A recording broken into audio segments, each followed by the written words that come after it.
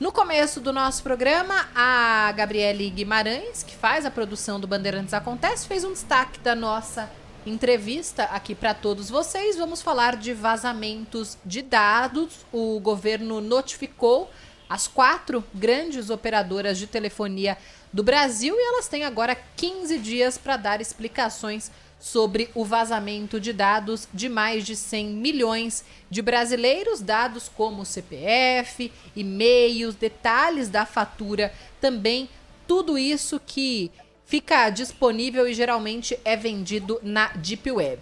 A gente está em contato agora com o advogado especialista em cybercrimes e direito digital pelo IBMEC São Paulo, Luiz Augusto Durso. Durso, boa tarde, bem-vindo à Rádio Bandeirantes. Boa tarde, é sempre uma alegria falar a você e a todos os ouvintes da Rádio Bandeirantes. Já começo puxando essa questão da Deep Web, né? Uma área da internet que fica escondida e tem pouca regulação. Isso, Durso, não é de hoje, a gente sabe. Há outros vazamentos também que estão sendo investigados. O que é que as autoridades precisam fazer para frear o crime na Deep Web? É difícil, infelizmente. Para quem nunca ouviu falar de Deep Web, a gente consegue explicar de uma maneira muito simples, bem didática. A Deep Web é uma parte da internet em que o conteúdo que ali está hospedado, ele não é tão fácil ser acessado por esses navegadores comuns que nós utilizamos todo dia, e esse conteúdo também não é indexado pelas plataformas de busca. Então, se você jogar no Google algum conteúdo, você nunca encontraria nenhum desses conteúdos na Deep Web. E aí, a Deep Web, por ser exatamente esse local de mais difícil acesso, você depende de um navegador específico, senhas de acesso, criminosos no mundo inteiro criam portais ali para cometimento de crimes, venda de drogas, venda de armas, assassino de aluguel, e agora elas estão usando muito para venda desses bancos de dados vazados que geram um risco enorme ao titular do dado, porque, claro, a gente sabe como o dado pode ser usado contra nós, contra aquele titular, porque ao ter seu endereço vazado na internet, ao ter as suas informações pessoais, qualquer criminoso também de má fé, conhecendo você, tem uma chance de te vitimar muito mais fácil, porque ele vai conhecer quase intimamente a vítima. Então a Deep Web é um local que traz uma certa impunidade, mas não significa impunidade absoluta. A própria FBI tem um caso histórico que colocou agentes infiltrados nessa parte da internet e conseguiu prender o dono de um site famoso, à época chamava Silk Road, um site que vendia muita droga pelo mundo inteiro. Então não é de absoluta impunidade, mas respondendo a sua pergunta, a polícia então tem que se aprimorar em questão de infraestrutura e na especialização de seus agentes e policiais para investigar melhor na Deep Web. Luiz Augusto, tudo bom? Seja muito bem-vindo ao Bandeirantes Acontece. Sônia Blota aqui. Uma ótima tarde para você. E só deixar claro para o ouvinte aqui que o Luiz Augusto é um dos pioneiros aí nessa questão de cybercrime no Brasil. Inclusive tem várias plataformas falando disso. E é por isso que a gente pergunta para você, Luiz. Uma vez que o estrago já está feito, o que a pessoa pode fazer? Por exemplo, eu não entendo absolutamente nada de Deep Web e claro que a gente vai pesquisando, porque a gente precisa, né? Inclusive, não só como jornalista, mas estou falando como cidadã. Mas como é que eu posso buscar os meus direitos? Como é que eu posso ter os meus prejuízos ressarcidos? Sônia, que alegria falar a você, sabe que é sempre uma honra, admiro muito seu trabalho como jornalista, então, de fato, é uma alegria e obrigado pela deferência. É difícil. Hoje, o usuário, muitos me procuraram exatamente com essa pergunta. Doutor, vi a notícia desse enorme vazamento. O que devo fazer? O que eu faço a partir de agora? E a resposta primeira é claro que ninguém vai sair navegando na Deep Web procurando seu conteúdo ali. Então é um conteúdo, é um momento, de aguardar. Aguardar porque nós já estamos acompanhando as autoridades competentes, realizando as investigações. Polícia Federal, Polícia Civil, Ministério Público, PROCON, Autoridade Nacional de Proteção de Dados, são alguns órgãos que já se posicionaram que estão ou irão investigar com relação a esse vazamento para descobrir, primeiro, da onde vazou, então qual era a empresa que armazenava todos esses dados. Vocês mesmos abriram um debate aí com algumas empresas de telecomunicação que já foram oficiadas para responder e esclarecer, porque assim que nós tivermos essa informação e o relatório final dessas investigações, nós poderemos saber quais os dados vazados, quem afetou, a importância desse vazamento, e aí sim tomar medidas contra essas empresas e contra os responsáveis. Então o momento agora é de alerta, para você não ser vítima de um novo golpe, para você ter atenção em questão de ligação que peça código, em contas. O próprio Banco Central abriu um portal de busca para ver se alguém abriu uma conta em seu nome. Esse serviço é importantíssimo. Então você tem esse momento de atenção, de alerta a todos os titulares de dados, mas também que se aguarde os órgãos competentes nessas investigações. Durso, boa tarde. É o Zaidan que está falando. O governo notificou Oi, Vivo, Claro e TIM. Deu 15 dias para que essas empresas apresentem explicações sobre o vazamento de dados. Aqui estamos falando de 103 milhões de brasileiros. Já é um número absurdo. Porém, o número é, na verdade, maior, porque no fim de janeiro, fotos de rostos, scores de crédito, endereços e até salários foram expostos no que foi considerado o maior vazamento de dados já registrado no país e atingindo um número absurdo, 223.740.000, ou seja, mais do que a população, porque também pessoas já falecidas tiveram seus dados vazados.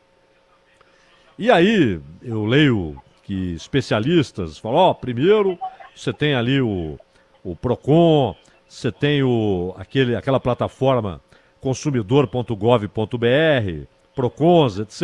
Antes, claro, o próprio serviço de atendimento ao consumidor da empresa. E, por fim, se nada resolver, o Poder Judiciário. Se alguém, como você disse, você pode descobrir hoje se alguém abriu conta no nome da pessoa. A pessoa pode descobrir isso, o Banco Central permite que a pessoa descubra isso. O serviço chama Registrato, desculpa te interromper, Zaida, só para registrar, o serviço chama Registrato com essa pesquisa. Agora, o que deve fazer quem descobre que os seus dados foram vazados, e não só no caso CPF, mas até o salário da pessoa, dados pessoais, etc. O que ela pode fazer para responsabilizar a empresa e lá na frente receber, inclusive, uma indenização? Obrigado, Zaida, pela pergunta. São, em tese, aparentemente, nessa análise inicial, dois grandes responsáveis. Primeiro, o hacker invasor, que vaza, ele tem acesso a esse banco de dados e vaza suas informações. E, em segundo lugar, a própria empresa que armazenava essas informações. Então, tendo ciência de que aquela empresa não armazenou com segurança, com criptografia adequada e de alguma forma contribuiu com esse vazamento, ela poderia, se esse dado foi utilizado por um criminoso e causou um prejuízo à vítima, ter que pagar a indenização. Então você bem disse a cadeia dessa responsabilidade, essa corresponsabilidade. Primeiro, a responsabilidade de multas administrativas que o PROCON pode aplicar, o Ministério Público já aplicou tantas multas quando a gente fala de armazenamento de dados, e também uma eventual ação de indenização que a pessoa própria titular poderia ingressar, uma vez que ela pode sofrer de fato, né, com esses prejuízos causados pelo vazamento, seja num vazamento do seu salário, seja o vazamento da sua declaração de imposto de renda ou o seu endereço na internet. Tudo isso com certeza gera um prejuízo ao consumidor. Agora é interessante, Durso, que esse vazamento, a gente falava há pouco aqui, a Bruna, a Sônia e eu, sobre o festival de vazamentos que há no Brasil, né? Inclusive situações, por exemplo, do sujeito que entra com pedido de aposentadoria, ele nem recebeu a resposta do INSS, a resposta oficial, e, no entanto, já tem empresas, inclusive bancos, ligando, oferecendo crédito consignado. Ou seja, isso é vazado de dentro do INSS. Porque, claro, não há outra maneira de se obter essa informação que o sujeito entrou com pedido de aposentadoria e que vai ser atendido no seu pedido. As empresas ficam sabendo antes de quem fez o pedido. No centro de São Paulo, você compra a declaração de renda do Fernando Henrique. Não é? É uma festa. Não há maneira de lidar, inclusive com tecnologia, com menos negligência, com esse festival de vazamento?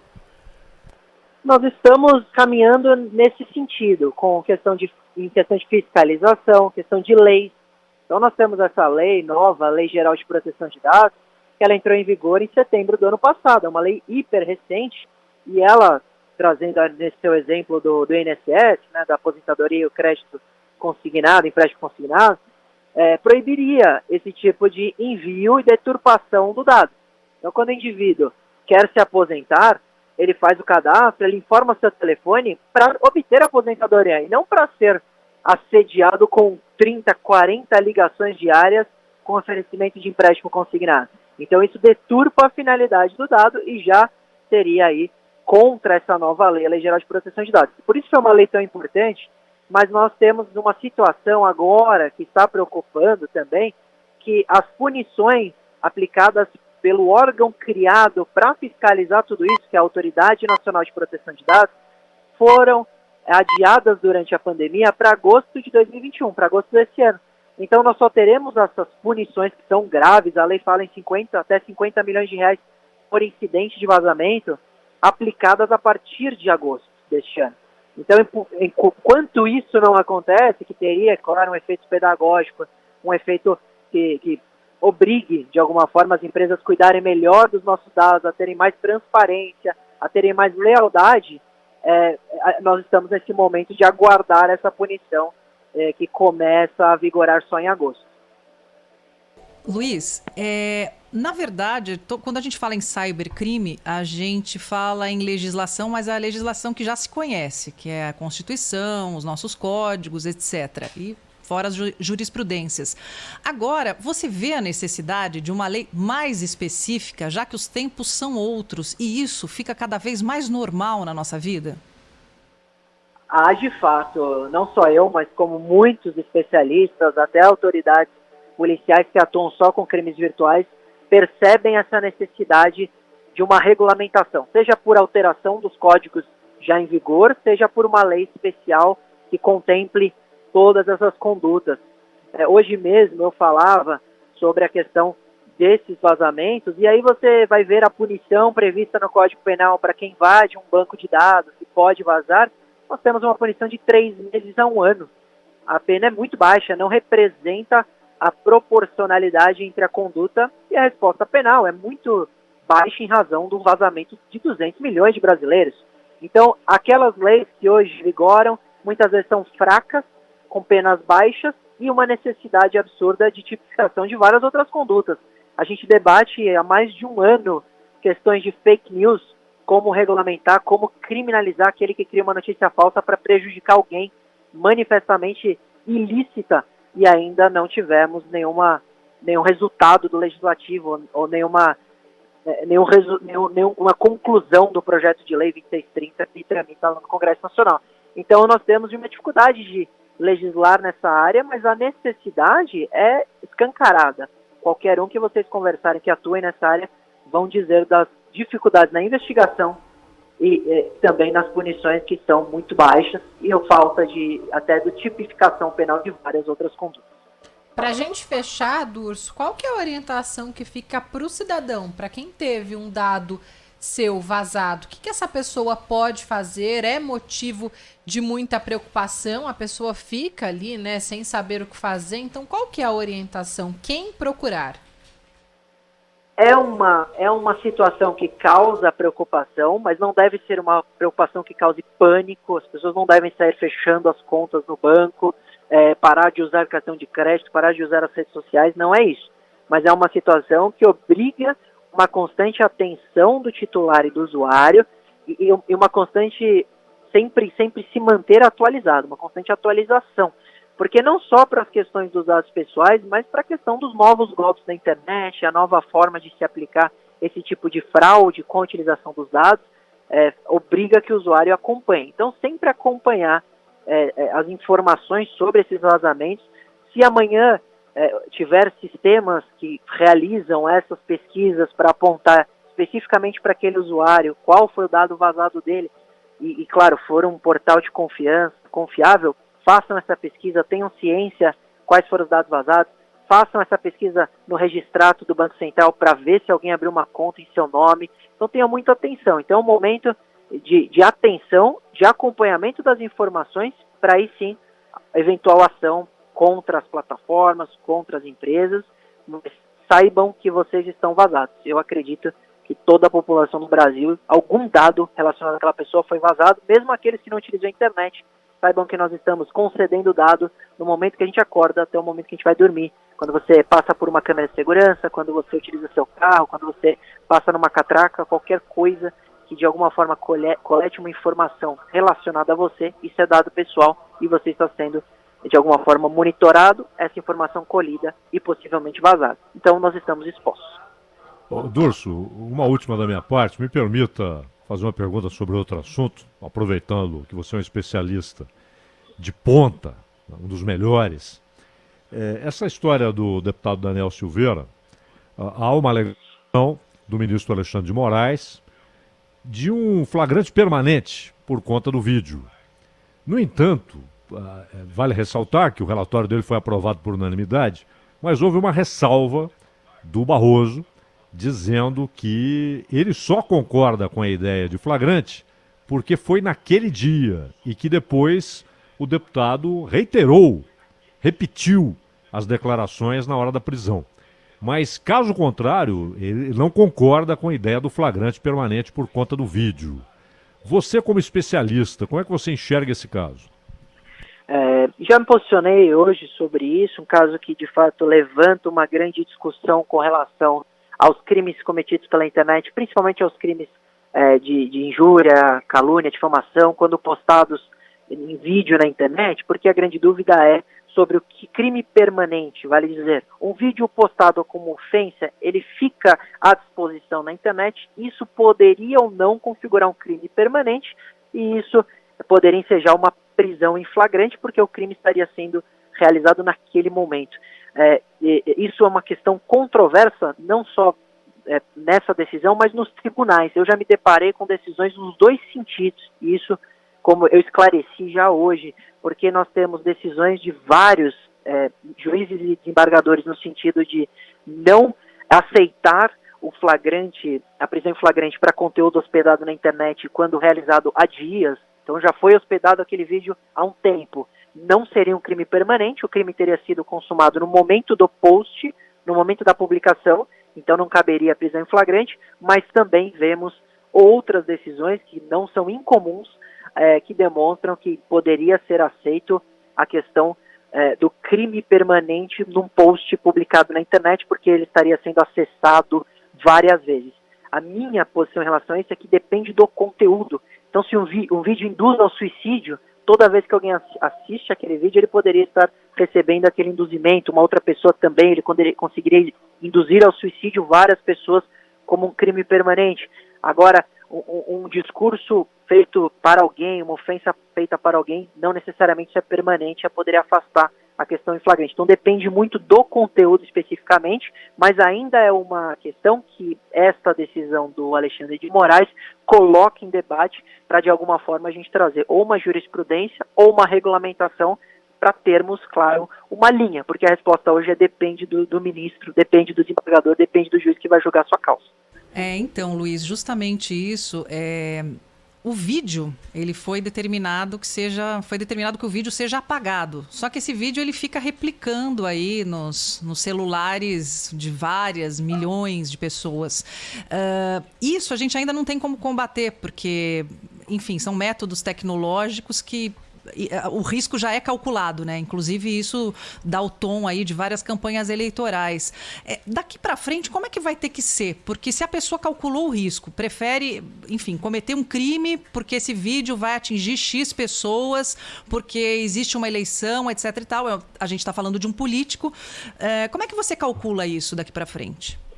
Esse debate ele levanta duas situações importantes do ponto de vista tecnológico e do ponto de vista jurídico, porque do ponto de vista tecnológico, nós debatemos muito isso no projeto de lei contra as fake news, no sentido de se seria possível monitorar esse conteúdo em redes sociais criptografadas, como é o caso do WhatsApp, do Telegram e outras que nós usamos para mensagem. Porque o conteúdo, o vídeo compartilhado milhões de vezes dentro da criptografia não conseguiria, de alguma forma, controlar isso ou apagar esse vídeo, ele perderia o controle. Mas foi proposto pela própria plataforma uma uma forma de se realizar isso, que seria todo o conteúdo compartilhado. Muitas vezes o conteúdo específico ele transita num canal não criptografado. Então a conversa continuaria a ser criptografada, mas o vídeo em si, ao ser compartilhado, não. E aí teria uma forma de se investigar aqueles que compartilharam, aqueles que reproduziram, etc. Isso ainda não funciona, tudo é criptografado e não há como controlar. Então a viralização é incontrolável. E aquele que publica sabe sempre que pode correr o risco de ser processado, tanto na esfera criminal, pelos crimes contra a honra, como na esfera civil, que uma ação de indenização pode chegar a valores altos. Questões de indenização na internet por ofensa pode chegar, em algumas situações concretas, em até R$100 mil de indenização, a depender do conteúdo. Então ainda é algo que o judiciário está aprendendo a lidar e o legislativo precisa de alguma forma regulamentar tudo isso.